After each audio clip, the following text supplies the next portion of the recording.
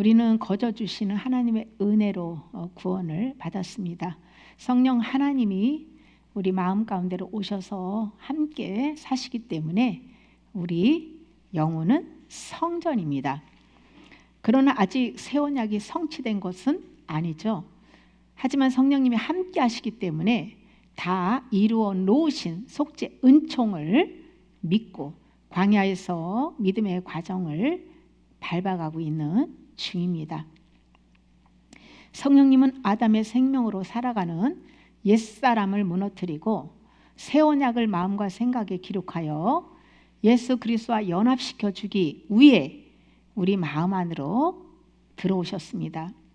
타락하여 마귀의 형상을 가진 옛사람을 죽이고 아들의 형상으로 회복시켜 그리스도의 인격으로 살도록 우리를 진리 가운데로 인도하고 계십니다. 그런데 문제는 성령님께서 마음 안에 새 언약을 성취시켜 주실 때에 회방하는 마귀가 있지요. 우리 눈에 보이지 않는 원수 마귀를 어떤 시각으로 바라다보고 대적해야 할까요? 하나님께서 선택한 이스라엘 백성들을 통해서 교훈을 얻을 수가 있는데요. 모형을 알면 실제를 어떻게 실제 적용을 할 수 있는지를 우리는 이해하고 도움을 받을 수 있습니다. 하나님과 언약 백성이었던 그 남유다와 북이스라엘이 우상 숭배를 해가지고 하나님과 언약을 깨트리고 회개하지 않음으로 말미암아 북이스라엘은 BC 722년도에 아수르에 의해서 멸망당했습니다. 그때 아수르 왕이 이방 민족들을 많이 그 사마리아, 북이스라엘 사마리아 땅에다가 심어놨죠. 그래서 혼혈 민족이 되었습니다. 남유다는 BC 586년도에 바벨론에 의해서 멸망을 당했습니다.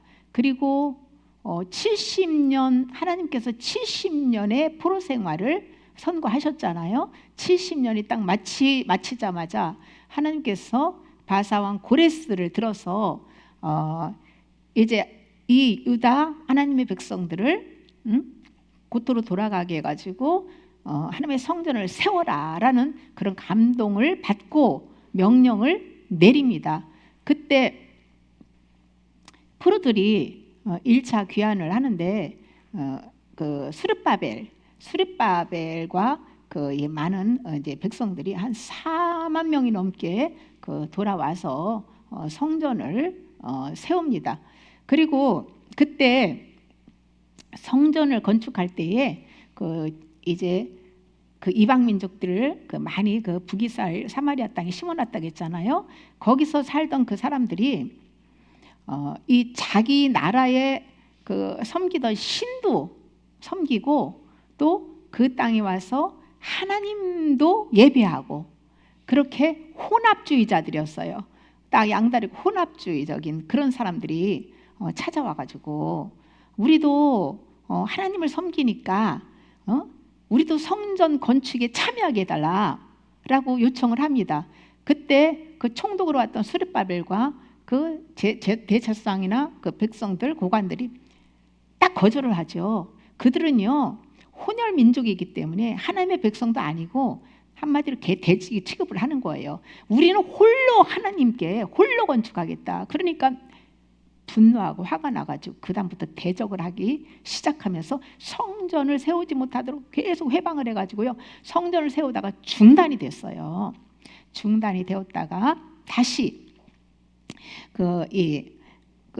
고레스 그러니까 학개와 다리오 왕 때 그 학개와 스가랴 선지자들이 이렇게 스가랴 선지자가 이렇게 성전을 세우다 하나님께 예언을 받아서 막 힘을 주고 격려하고 도와주고 해가지고 성전을 완공해서 봉헌식을 올리잖아요. 그리고 나서 또 2차로 그러니까 아닥사스다 왕 그 7년째 되는 그 즉위한 지 7년 때 될 때에 에스라를 그 학자 율법의 완전한 학자고요, 제사장이었어요.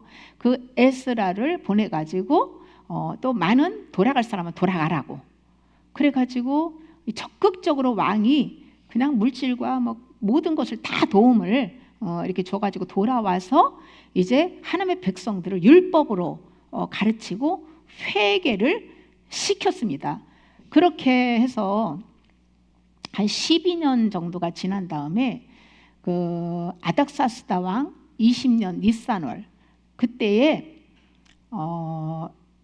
그러니까 술관원으로 있던 느헤미야가 그 유다의 그 프로들이 돌아가서 성전 세우고 살았던 그 사람들의 소식을 듣게 되는 거예요. 그런데 너무나 그 성문도 막 불타고 성벽도 무너지고 너무나 하나님의 백성들이 환난을 당한다고 해가지고 그 소식을 듣고 너무나 가슴이 아파서 울면서 금식 기도를 했습니다. 그때 그 아닥사스다 왕이 항상 얼굴이 수심이 없이 밝던 느헤미야가 그냥 이제 금식 기도하면서 수심이 가득하니까 네가 무슨 일이 있다, 무슨 일이냐 물으면서, 그래서 이렇게 저를 기도하고 난 다음에 성벽을 세우도록 보내달라고 부탁을 해요. 그때 아닥사스다 왕이 기간을 정하고 모든 것을 다 밀어주고 도와주면서 해서 느헤미야가 총독으로 와가지고 성벽을 또 이렇게 성문을 재건을 하지요. 이때에 또 산발락과 도비야 같은 이방 민족들이 방해하기 시작합니다. 그래서 성벽을 중수할 때에 대적자들 때문에 그 절반은 일하고 절반은 갑옷을 입고 창과 방패를 활을 가지고 주야로 방비를 하는 거예요. 그러면서 짐 나르는 자들도 한 손으로 일하고 한 손으로 그 병기 잡고 허리에 칼을 차고 옷도 벗지 않고 물을 길어갈 때도 각각 병기 잡고 성벽을 세웠어요. 그때 스마야와 그 여선지 노아다와 남은 그 선지자들이 있었는데 그들이 도비야와 산발락에게 뇌물을 받고 그 거짓 예언을 하죠. 예레미야를 비방하기, 그래서 성벽을 세우지 못하도록 그런 이렇게 막 악한 말로 비방하게 하고 두렵게 하기 위해서 계략을 짜고 그렇게 했을 때에 느헤미야는 속지 않습니다. 그리고 성벽 재건에 많은 방해와 그 어려움을 겪으면서 하나님의 기적 같은 손길로 52일 만에 그 성벽 공사를 끝냅니다. 이것을 본 그 모든 대적과 주위에 있는 이방 족속들이 하나님께서 이루신 것을 두려워하면서 낙담했어요. 이거는 인간 힘으로 할 수 없는 거다. 하나님이 하셨다라는 걸 알고 이렇게 막 두려워하며 낙담했다는 것이죠. 예루살렘 성전과 성벽 재건은 믿는 영혼과 교회 공동체를 회개시켜서 생명의 말씀으로 하나님 나라를 세우는 것에 대한 모형입니다. 하나님께서 선택한 자들을 부르시고 교회 공동체를 세우신 목적은 아들의 형상으로 회복시켜주기 위함입니다. 아담으로부터 물려받은 옛사람을 무너뜨리고 다시 예수 그리스도의 인격으로 세워주기 위함이라는 것이죠. 성전 건축할 때 이방 민족이 방해한 것처럼 예수님을 믿고 하나님의 뜻대로 살고자 하면 사단이 갖가지로 역사하고 공격을 하며 방해합니다. 주위 사람들이 핍박하고 가족들이 핍박하고 물질과 질병과 환경을 통해서도 사단이 이 마음 안에 영혼의 성전을 세우지 못하도록 방해한다는 것이죠. 사단은 우는 사자와 같이 두루다니며 예수님을 잘 믿는 자들을 삼키기 위해 지금도 찾아다니고 틈을 엿보고 있는 것이에요. 예수님을 잘 믿을수록 사단은 갖가지로 미혹하고 틈을 엿보고 있다가 죄를 짓는 순간 공격을 합니다. 우리 안팎에서 이 귀신들이 아무 때나 공격하는 게 아니에요. 하나님의 허락하신 뜻 안에서 그렇게 이제 공격을 합법적으로 공격할 때는 죄를 지을 때예요. 그렇게 하나님이 허락하신 것이죠.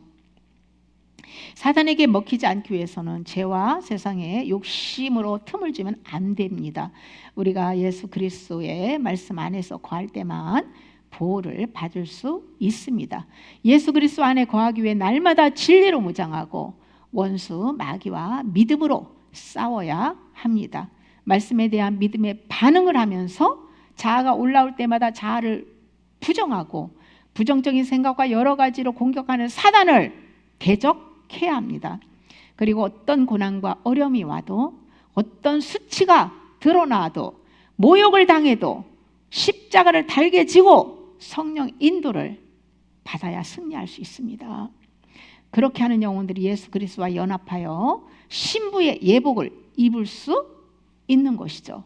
우리가 진짜 그리스도인이라면 이 땅에서 아무 고난 없이 편하게 잘 살겠다라는 생각 자체를 내려놔야 합니다.